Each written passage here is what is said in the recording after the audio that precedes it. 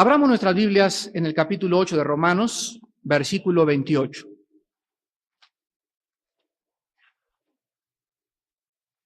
Romanos 8, 28. Un versículo que todos deben saberse de memoria y un versículo que en esta mañana vamos a analizar y a desmenuzar poco a poco. Y dice así: y sabemos que a los que aman a Dios, todas las cosas, sin excepción, les ayudan a bien. Esto es, a los que conforme a su propósito son llamados. Una de las cosas más extraordinarias que un cristiano pueda saber es que a partir de su nuevo nacimiento espiritual, todas las cosas que le sucedan desde el momento de tu conversión en adelante, sin excepción, están contribuyendo a tu bien. Es maravilloso que nosotros sepamos el por qué. Bueno, la respuesta es por la sencilla razón de que ahora somos hijos del Dios Altísimo. Y como hijos, Dios tiene un plan perfecto para cada uno de nosotros. Observamos que en este versículo todas las cosas contribuyen a bien, pero quiero que en esta mañana abran muy bien sus oídos, porque vamos a ver a quiénes las cosas están ayudando para bien. Y nuestro texto dice: a los que aman a Dios. La iglesia local, como esta es una iglesia local, la iglesia de enfrente y todas las iglesias en el mundo entero, es una mezcla de cizaña con trigo. No existe ninguna iglesia cristiana en ninguna parte del mundo que no esté mezclada entre la cizaña y entre el trigo. Cristo lo ilustró y dijo que la iglesia era como un árbol en Juan 15. Y Cristo dijo que así como en el árbol están clavadas unas ramas y otras sí, y otras no, y otras sí, todas las ramas que estén produciendo fruto son las verdaderas ramas que están participando de la savia del árbol. La savia es la vida que hace producir en la rama el fruto. Pero hay ramas, dijo Cristo en Juan 15, que van a ser cortadas. Y esas ramas, dijo Cristo, van a ser cortadas y echadas en el fuego. ¿Quiénes son esas ramas? Esas ramas son los apóstatas. Las personas que han conocido de Cristo, que vienen a la iglesia, que saben lo que tienen que hacer. Recuerden que Dios nos ha dado una mente para conocerlo, un corazón para amarlo y una voluntad para obedecerlo. Pero estas personas, sobresaturadas con la palabra de Dios, nunca han vivido lo que la Biblia les ha mandado. Estas ramas están pegadas a un árbol, forman parte de nuestra iglesia, pero no tienen la vida de Cristo, no son salvos. Nunca se han convertido y ellos creen que realmente son salvos por el hecho de venir a la iglesia.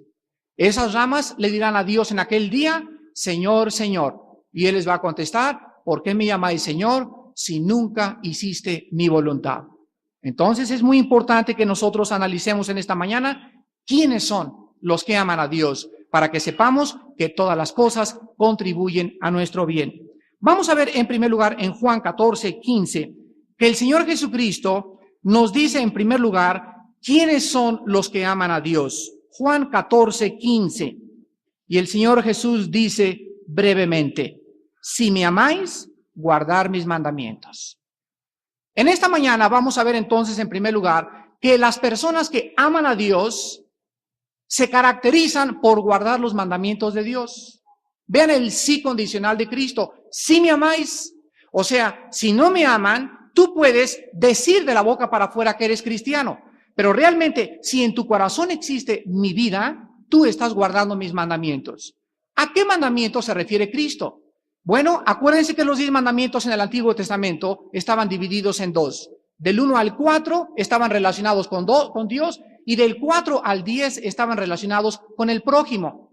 Cuando Cristo viene en el Nuevo Testamento, dice: los 10 mandamientos los resumo nada más en 2. Amen a Dios sobre todas las cosas y a vuestro prójimo como a vosotros mismos. Entonces vamos a ver que las personas que aman a Dios se caracterizan en primer lugar por amar a Dios sobre todas las cosas, con toda su mente, con todas sus fuerzas y con todo su corazón.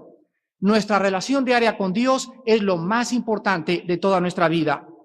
¿Estás tú seguro de que tú amas a Dios sobre todas las cosas? Contesta las siguientes preguntas. ¿Estás seguro que amas más a Dios que a tu trabajo? ¿Cómo lo puedo saber? Muy fácil. ¿El trabajo que tú tienes te quita tiempo para tus estudios? ¿Tienes una clase de trabajo donde no tienes tiempo de tomar estudios? De una cosa puedes estar seguro, ese trabajo no está dentro de la voluntad de Dios. Pero tengo que comer. Bueno, es que si en ti existiera la disposición de decirle, Padre Santo, dame un trabajo que pueda realmente darme tiempo para conocerte, Dios lo haría. Pero posiblemente ni siquiera quieres el tiempo para conocer a Dios, realmente tienes el deseo de hacer nada más dinero. Si alguno de ustedes dice que ama a Dios con todo su corazón y me contesta en esta mañana, no tengo tiempo de estudios por causa de mi trabajo, no sé cómo puedes tú llamarle el Señor de tu vida. Tú no le amas con todo tu corazón porque tu trabajo está arriba de su amor. Segunda pregunta, ¿amas tú más a Dios que a tu novio? ¿Amas Dios más que a tu novia? ¿Cómo lo puedo saber? Muy fácil. ¿Es tu novio espiritual? ¿Es tu novia una mujer espiritual? ¿Te está quitando tu novio tiempo para con Dios? ¿Por tu novio has dejado de ir a las reuniones de oración? ¿Por tu novia has dejado de estar ferviente y ardiente en el ministerio de Dios? Tu novio se ha convertido en un Dios para ti. Tú no puedes decir que amas a Dios sobre todas las cosas. En tercer lugar, ¿amas tú a Dios más que a tu familia? ¿Cómo lo puedo saber? Muy fácil. ¿Les das devocionales a tu familia? Yo no puedo decir a mi esposa te amo y a mis hijos les amo si yo no les estoy impartiendo y comunicando de una forma continua y sistemática los principios de la palabra de Dios. Entonces, si yo amo a Dios sobre todas las cosas en mi familia, yo me convierto en el sacerdote y en el líder espiritual de mi hogar.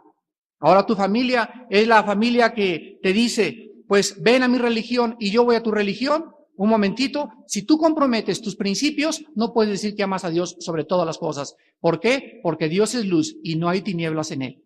Y Él nos dice, no participemos de las obras infructuosas de las tinieblas. Yo he conocido hermanos en esta congregación que me han dicho, oye hermano, mi padre me dijo que si yo iba a su iglesia, él venía el domingo que entra a mi iglesia. Y creo que voy a aceptar para que venga a mi iglesia. Y le dije, mira, si él viene a nuestra iglesia es porque el Espíritu Santo le va a traer a través de tus oraciones, pero tú no comprometas tu fe. Tú dile, yo no puedo participar de tus tinieblas, yo no puedo ir a un lugar donde Dios me dice que no está Él ahí y donde yo solamente puedo contaminarme. Ahora, si tú quieres venir por conveniencia a mi iglesia, ya no estás buscando a Dios con todo tu corazón, lo estás haciendo después de hacer un trato conmigo comercial. Entonces es muy fácil saber si nosotros amamos a Dios sobre todas las cosas. Y en último lugar, la última pregunta relacionada con Dios, ¿amas tú a Dios más que a tu dinero o más que a tus posesiones? ¿Cómo lo puedo saber? Muy fácil. Cuando ustedes comienzan a dejar de diezmar, cuando ustedes comienzan a dejar de dar a la obra de Dios, en ese momento el dinero se convierte en un ídolo. Es increíble que pueda haber cristianos que me dicen, fíjate que yo gano 200,000 pesos mensuales y doy exactamente el diezmo. Bueno, si tú tienes un año en Cristo, deberías estar dando ya el 15%.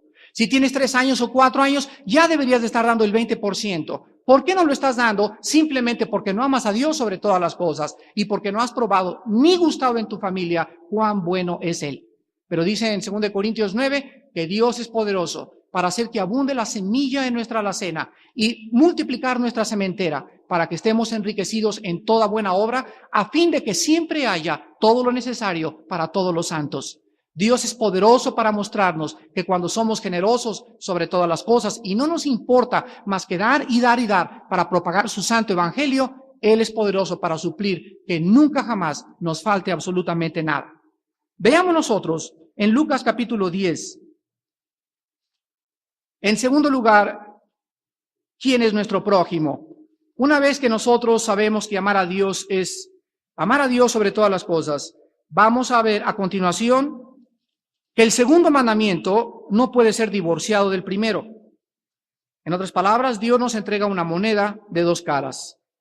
Y si yo llego al banco y la cara del águila en la moneda está limada y le digo, no, pero mire, tiene el sol, señorita. La cajera me dice en el banco, la moneda tiene que tener 2 caras porque las 2 caras hacen una unidad. Con una cara limada no le puedo aceptar esta moneda.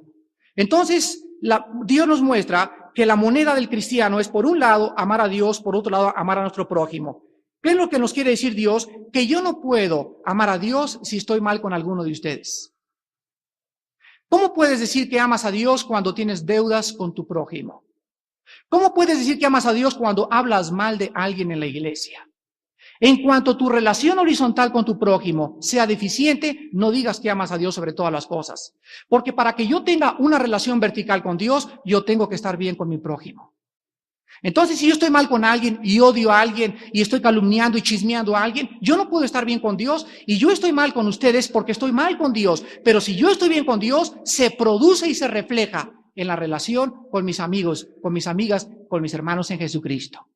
Entonces, es una cara de dos monedas. No digas amo a Dios cuando tienes problemas con algún hermano o alguna hermana en esta iglesia y estos problemas no los has traído a la cruz del Calvario. Dice en Lucas capítulo 14 el Señor Jesucristo, ¿quién es nuestro prójimo? Lucas 10 del 25 al 37. He aquí un intérprete de la ley se levantó y dijo para probarle: Maestro, ¿haciendo qué cosa heredaré la vida eterna? Quiero que noten ustedes, haciendo qué cosa. Vean la palabra haciendo, o sea, ellos relacionaban la entrada al cielo haciendo obras. Versículo 26, él le dijo, ¿qué está escrito en la ley? ¿Cómo lees?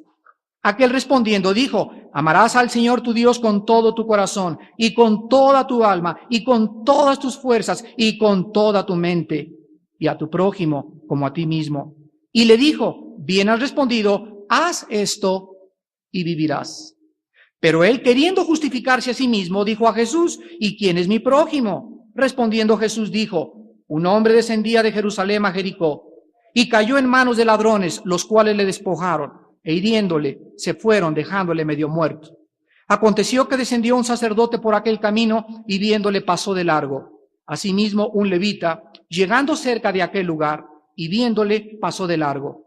Pero un samaritano que iba de camino vino cerca de él y viéndole fue movido a misericordia. Y acercándose, vendó sus heridas, echándole aceite y vino, y poniéndole en su cabalgadura, lo llevó al mesón y cuidó de él.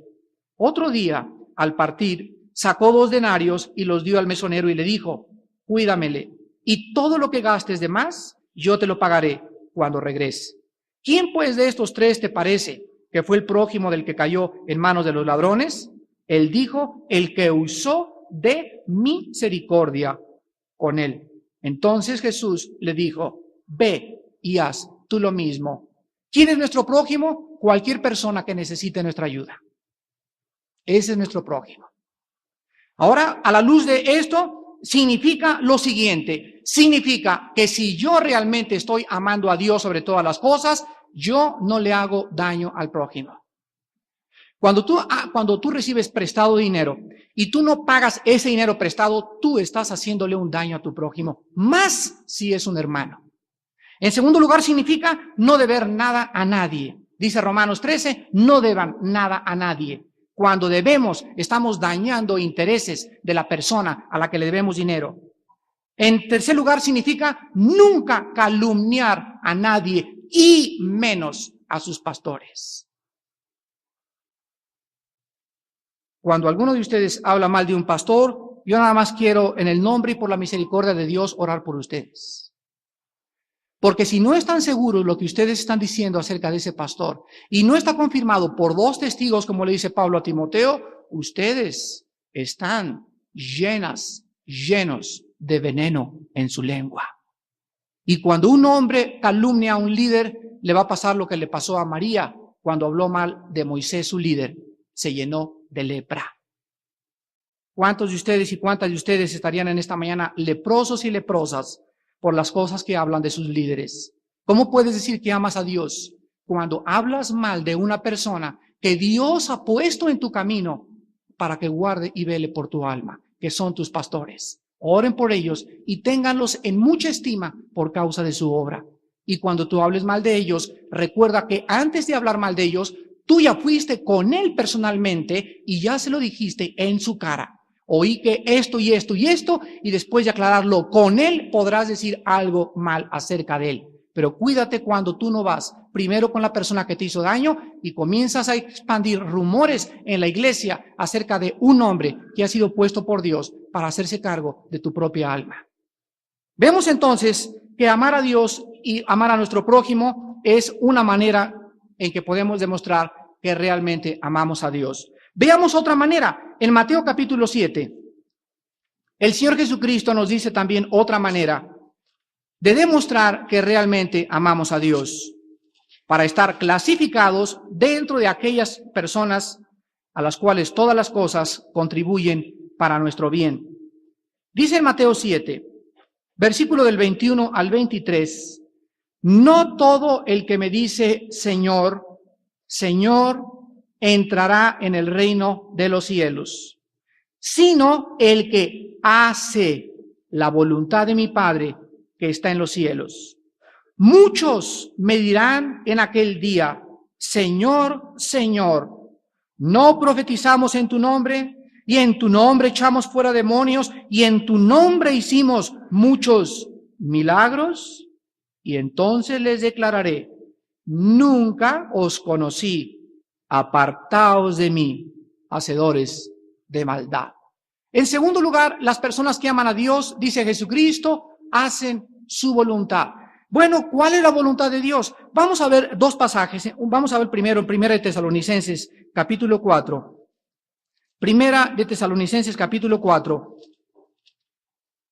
Y vamos a ver algunas formas en que nosotros estamos haciendo la voluntad de Dios.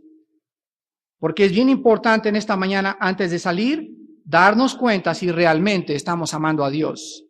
Dice en Primera de Tesalonicenses, capítulo 4, del 1 al 12, estas palabras. Por lo demás, hermanos, os rogamos y exhortamos en el Señor Jesús, que de la manera que aprendisteis de nosotros como os conviene conduciros y agradar a Dios, así abundéis más y más. Porque ya sabéis qué instrucciones os dimos por el Señor Jesús. Pues la voluntad de Dios es vuestra santificación, que os apartéis de fornicación, que cada uno de ustedes sepa tener su propia esposa en santidad y honor, no en pasión de concupiscencia como los gentiles que no conocen a Dios, que ninguno agravie ni engañe en nada a su ¿quién? A su hermano, porque el Señor es vengador de todo esto, como ya os hemos dicho y testificado. Pues no nos ha llamado Dios a inmundicia, sino a santificación. Así que el que desecha esto, no desecha a hombre, sino a Dios, que también nos dio su Espíritu Santo. Pues acerca del amor fraternal, no tenéis necesidad de que os escriba, porque vosotros mismos habéis aprendido de Dios que os améis unos a otros. Y también lo hacéis así con todos los hermanos que están por toda Macedonia. Pero os rogamos, hermanos, que abundéis en ello más y más, y que procuréis tener tranquilidad y ocuparos en vuestros negocios y trabajar con vuestras manos de la manera que os hemos mandado, a fin de que os conduzcáis honradamente para con los de afuera y no tengáis necesidad de nada. Veamos en este pasaje, en primer lugar, que la voluntad de Dios en el versículo del 3 al 5 dice así, pues la voluntad de Dios es vuestra santificación, que os apartéis de fornicación. Número 1. El primer anhelo de Dios para nosotros y para que nosotros estemos clasificados como aquellos que hacen su voluntad es que la persona que ama a Dios con todo su corazón se aleja más y más y más del pecado. El alejamiento del pecado se llama santificación.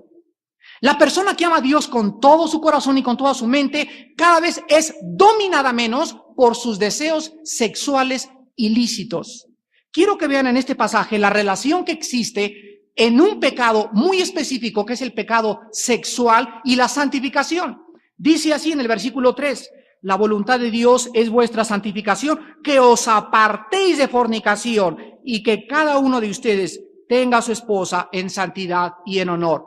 Dice el Espíritu Santo en este pasaje que yo no puedo realmente decir que amo a Dios cuando yo estoy alimentando en mi corazón mujeres que no son mi esposa.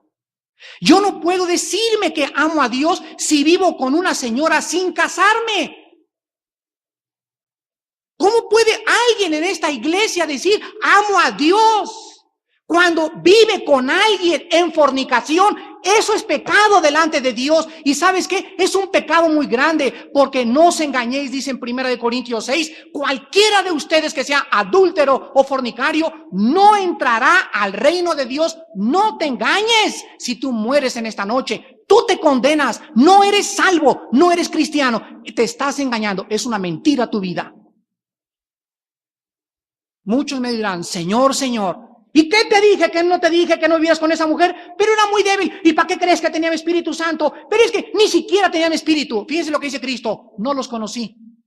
Y dice en Juan 10, las ovejas oyen su voz y le conocen. Y Él sabe quiénes son y les da vida eterna.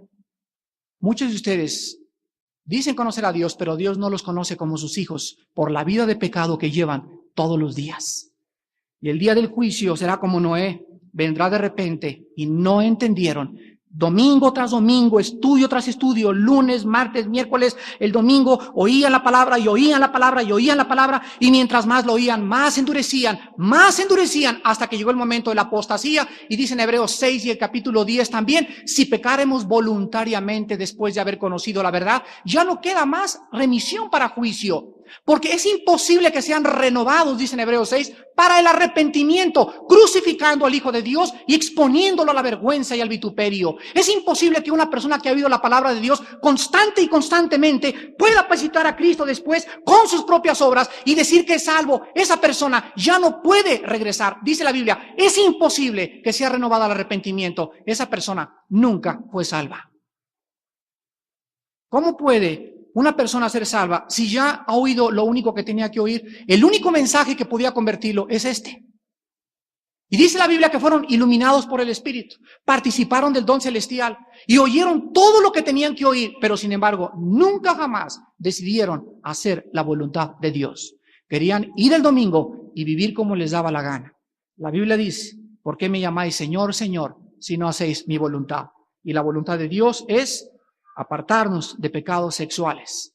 Jóvenes que no están casados, cuídense con la masturbación. Cuídense con comprar películas pornográficas. Cuídense de llevar a su novia a una película pornográfica, porque todos esos deseos, todas esas imágenes, todas esas revistas despiertan el animal que tienes dentro de ti y va a ser muy difícil que el Espíritu Santo tome control de tu persona, porque eres una persona esclava de los deseos sexuales. Es importante pues que nosotros entendamos que la sexualidad es una de las áreas más importantes en la vida cristiana y es el área que el Espíritu Santo en este pasaje en particular le da más importancia. En segundo lugar vemos nosotros en el mismo pasaje del 6 al 10 que la voluntad de Dios está relacionada con nuestros hermanos. Y dice en primer lugar en el versículo 6 que ninguno agravie ni engaña a su hermano, porque el Señor es vengador de esto. O sea que nosotros estamos haciendo la voluntad de Dios cuando nosotros no estamos engañando, ni haciéndole agravios, ni atacando, ni chismeando, ni calumniando a ninguno que sea hermano de nosotros por el pacto de sangre de Jesucristo en la cruz. Dice la Biblia que cualquiera de nosotros que trate de alguna manera de hacerle daño a alguien de nosotros, Dios va a hacerse cargo de esa persona. Y si no te ha juzgado hoy, te va a juzgar mañana. Pero déjame decirte algo, Dios no puede ser injusto para no juzgar el pecado. Si en esta mañana hay alguien de algo contra alguien, más vale que tú le pidas perdón a Dios si eres su hijo o su hija antes de que Dios se encargue de disciplinarte. Encontramos nosotros en el versículo 11 al 12, en último lugar, que la tercera voluntad de Dios está relacionada con la honradez en el trabajo y que procuren tener tranquilidad y ocuparse en vuestros negocios y trabajar con vuestras manos, no comprando billetes de lotería, ni los pronósticos, ni melate, trabajando con vuestras manos de la manera que les hemos mandado a fin de que os conduzcáis honradamente para con los de afuera, o sea, con los incrédulos. En tercer lugar, la voluntad de Dios para tu vida es que en tu trabajo seas honrado sobre todas las cosas. Que no te robes un solo peso de la tienda.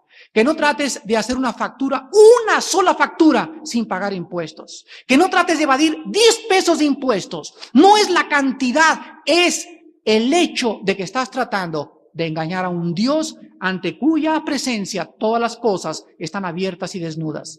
Cuando yo evado 10 pesos de impuesto y 5 millones de impuestos, Dios no ve la cantidad, Dios ve la actitud de mi corazón, de querer salirme con la mía, con poco o con mucho. Si trato de evadir impuestos en pequeñas cantidades, soy fiel en lo poco y también en lo mucho lo seré. La Biblia dice, es la voluntad de Dios que seamos honrados y principalmente cuando tenemos jefes que no son cristianos. Trabajas en la política, sé honrado. Eres diputado, sé honrado. Eres jefe de la policía, sé honrado. Pero no se puede, sí se puede en el poder de Dios. Y si Dios te puso ahí, te está probando. Y si tú, por ser honrado, pierdes tu trabajo, espérame y déjame decirte rápido que Dios tiene uno mejor para ti.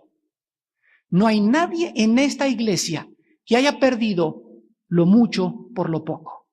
Porque cualquiera de ustedes que pierde el trabajo por su honradez, o por no robar con los demás, o por no dejarte corromper como los demás, déjame decirte que Dios ensalza a los humildes y les da humillación a los soberbios. Y Dios pone los reyes y Dios quita los reyes. Con él está escondida la luz y las tinieblas. Y a cualquiera que quiera vivir honradamente delante de Dios, Dios lo vindicará. Dios lo levantará en alto y le mostrará su salvación. ¿Por qué? Dice el Salmo 91, por cuanto has confiado en Jehová de los ejércitos. Vamos a otro pasaje y vamos a ver también otra parte de la voluntad de Dios. Y antes de pasar al otro pasaje, quiero que apunten algo que les quiero dictar. Los que no, cuando tengan el cassette, lo pueden apuntar. Y vean qué cosa más hermosa. Después lo digieren. Después lo mastican. Dios nos dio una mente para conocerle, un corazón para amarlo y una voluntad para obedecerlo. Otra vez.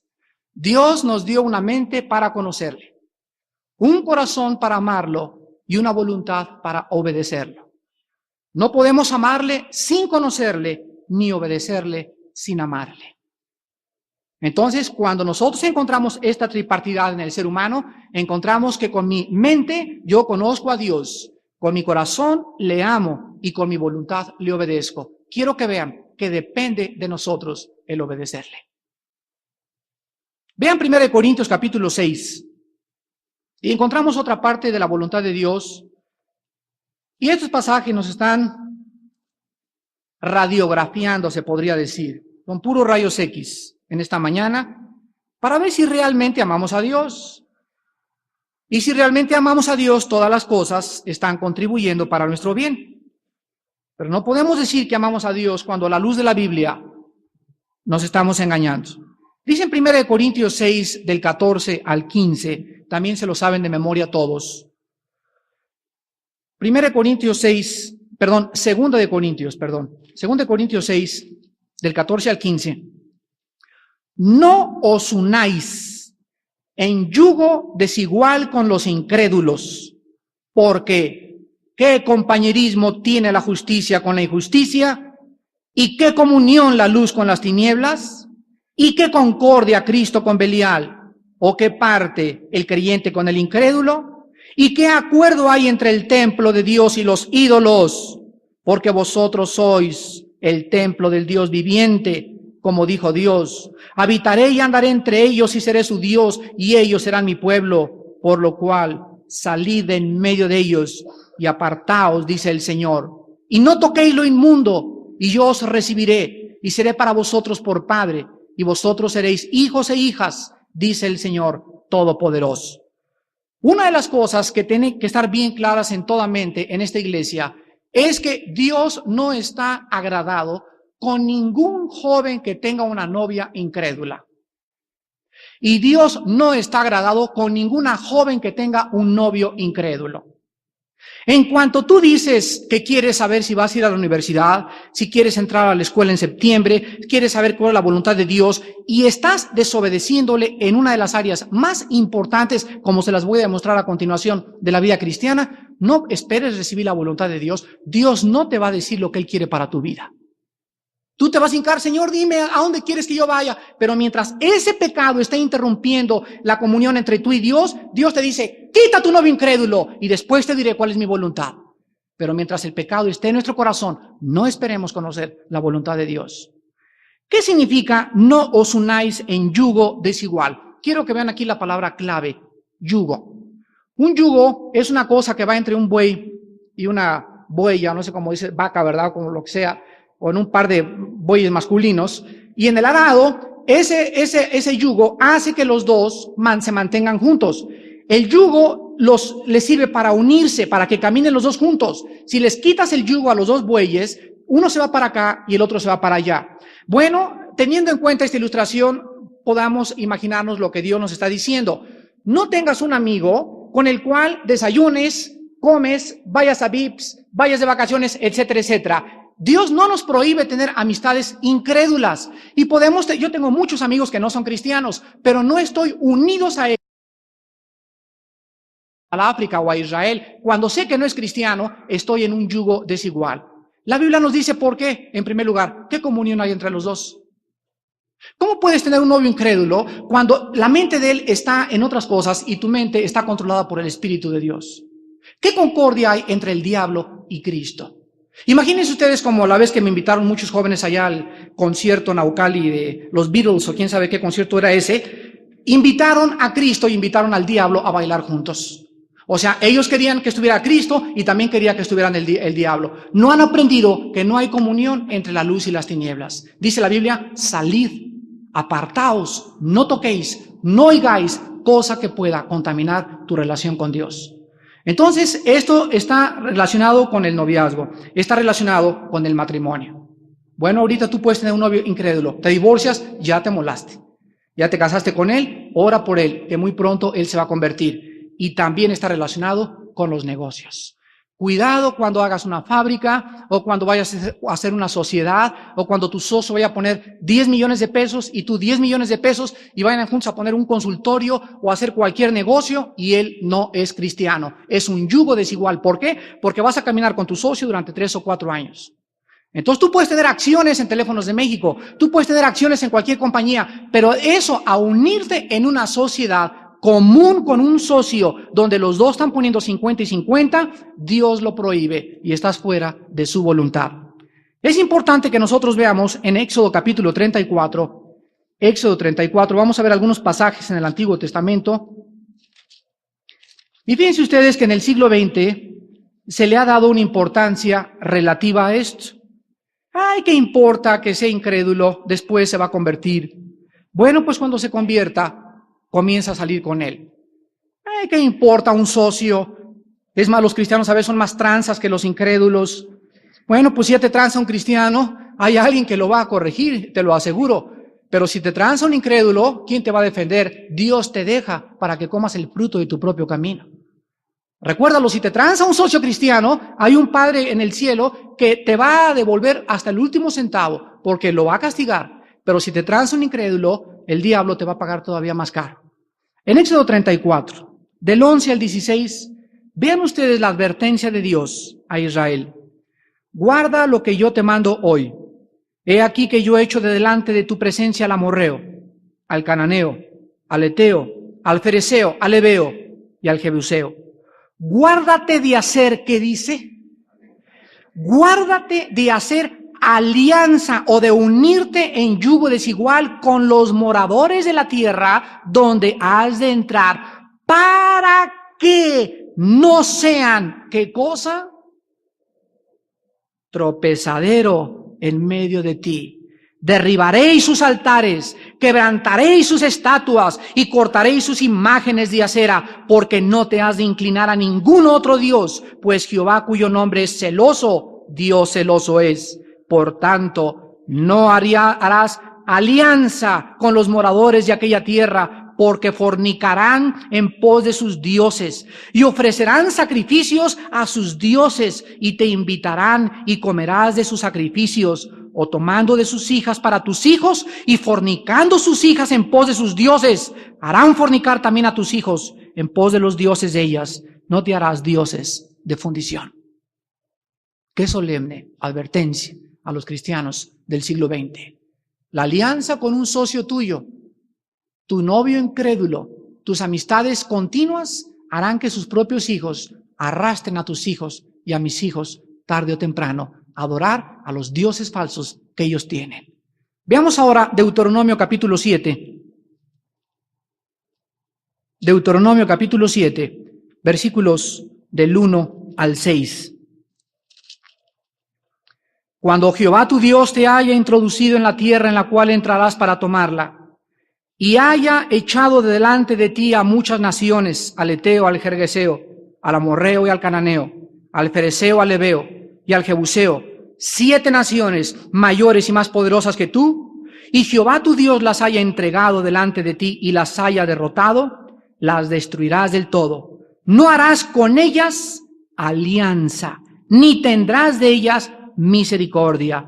No te emparentarás con ellas, no darás tu hija a su hijo, ni tomarás a su hija para tu hijo, porque desviará a tu hijo de en pos de mí, y servirán a dioses ajenos, y el furor de Jehová se encenderá sobre vosotros, y te destruirá pronto. Mas así habéis de hacer con ellos. Sus altares destruiréis, quebraréis sus estatuas, y destruiréis sus imágenes de acera, y quemaréis sus esculturas en el fuego. Primera de Reyes, capítulo 11. Versículos del 1 al 2. El hombre más sabio de todo el universo. El hombre que escribió Proverbios y Eclesiastés. El hombre que tenía una sabiduría tal que su discernimiento abarcaba la naturaleza, los pájaros, los árboles, el universo, etcétera, etcétera. Ese hombre que tenía todas estas facultades del alma tan expandidas y tan desarrolladas como la percepción, el juicio, la equidad, etcétera, etcétera, un día creyó que cuando tenía él toda la percepción y el conocimiento que Dios le dio, él creía que él podía hacer con todo ese conocimiento que Dios le dio lo que él quería. Y saben ustedes que venía Salomón y venía la reina de Saba y se sentaba a sus pies y decía: Dios mío, ni la mitad de lo que he oído es realmente verdadero de ti. Llegaban los reyes y se iban maravillados del esplendor de la corte real del rey Salomón. Un hombre con una sabiduría tal que la Biblia dice no ha habido otro como él. Y Salomón caminaba entre todo su palacio y entre todo su reino y era un hombre humilde. Y adivinen ustedes quién fue su piedra de tropiezo. Mujeres incrédulas. Dice así, Primera de Reyes capítulo 11, del 1 al 2. Pero el rey Salomón amó, además de la hija de Faraón, a muchas mujeres. ¿Qué dice? Ahí está. Dios había prohibido alianza con extranjeros y Salomón peca contra Dios diciendo, al cambio ya estoy bien amacizado en mi ministerio. Al cambio ya tengo una iglesia grande, al cambio ya tengo todo, ya soy famoso, etcétera, etcétera. Ya no necesito tener temor de Dios. Romanos dice, el que piense que esté firme, mire que no caiga. Y un ejemplo de eso es el rey Salomón. Mujeres extranjeras, a las de Moab, bien nomás el chistosito a las de Amón, a las de Edom, a las de Sidón y a las Eteas, por si fuera poco. Versículo 4.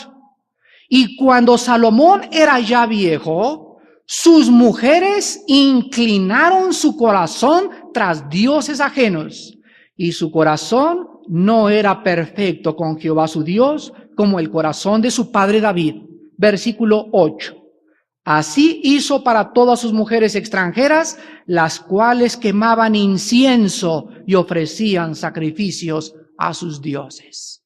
Vean, jóvenes queridos míos y de Cristo, lo que una muchacha incrédula puede hacer con tu propia vida. Vean, muchachas queridas nuestras y del Señor Jesús, lo que un muchacho incrédulo puede llegarte a hacer.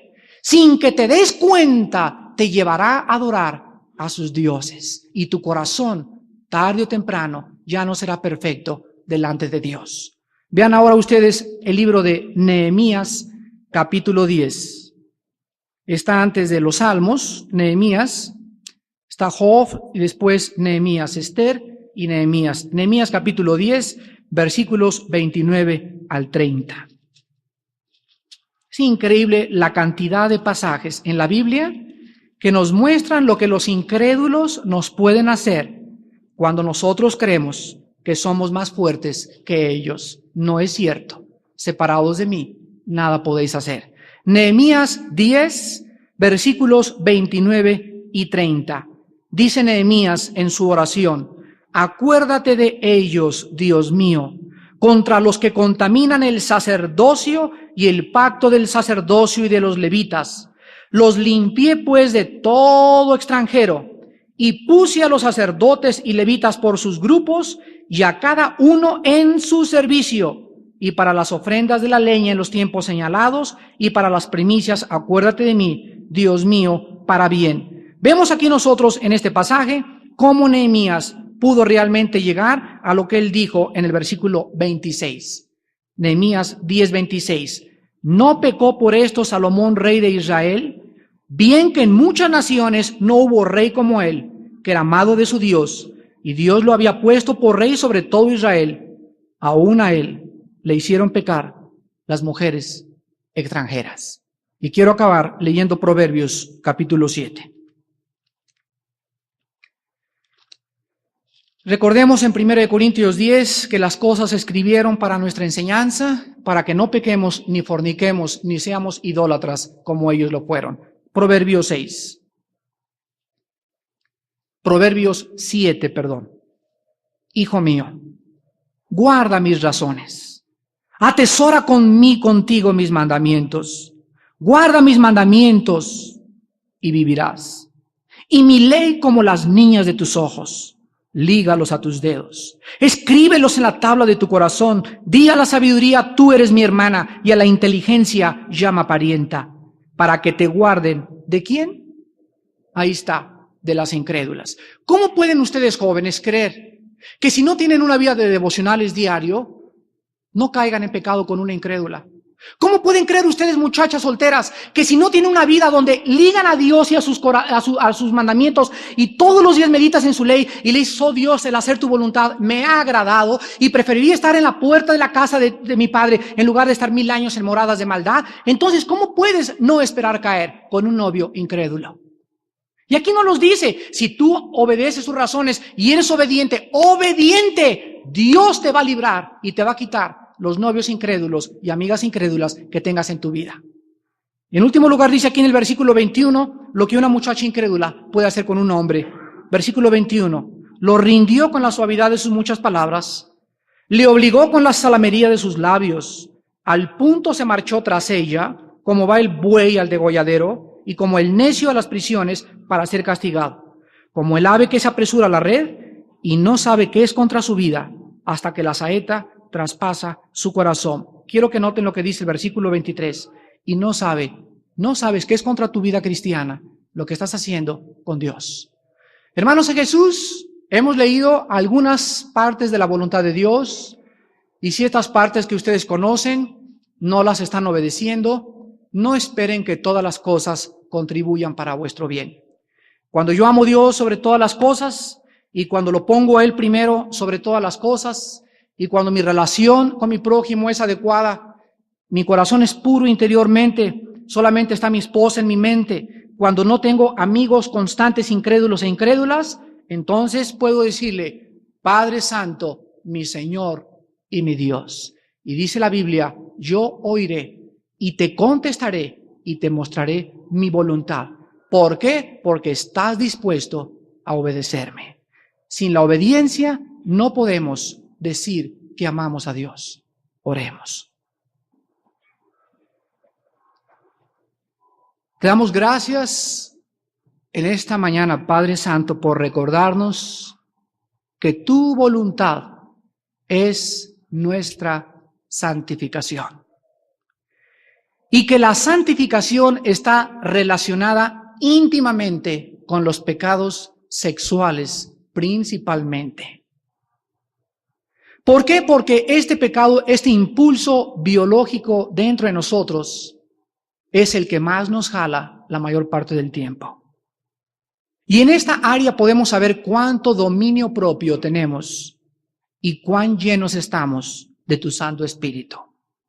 Padre, te damos gracias porque es imposible pelear contra nuestra propia carne, contra las atracciones del mundo, las proposiciones de novios incrédulos o de amigas incrédulas. Es imposible enfrentarlos sin ti. Pero si nosotros cada mañana ya hemos desarrollado la disciplina de levantarnos y estar de rodillas, confesar nuestros pecados, limpiar nuestro corazón de malos pensamientos, de inmundicias, de daño, que le hemos hecho al prójimo, a los hermanos, de estar arrepentidos por lo que hemos hablado de hermanos o de hermanas, de estar arrepentidos por ser propagadores de calumnias en la iglesia, entonces podremos llamarte Señor. Te damos gracias, Padre, porque es maravilloso también descubrir que el trabajo es una oportunidad de demostrar que te amamos cuando somos honrados. Oh Dios, vivimos una época donde las tentaciones para hacer dinero rápido se multiplican. Pero tu palabra dice, el dinero mal habido, el dinero de maldad, nunca será bendecido. Todo lo contrario, será una maldición para tu propia vida cristiana. Pero si ustedes escuchan mis mandamientos y son honrados, son santos en su corazón y me buscan y descubren que yo los puedo ayudar, les mostraré mi voluntad y mi salvación. Les pondré en alto, les daré mi paz. He venido para que tengan vida y para que la tengan en abundancia. ¿Que no saben que yo morí en esa cruz y que si yo di mi vida, cuánto no les daré todas las cosas?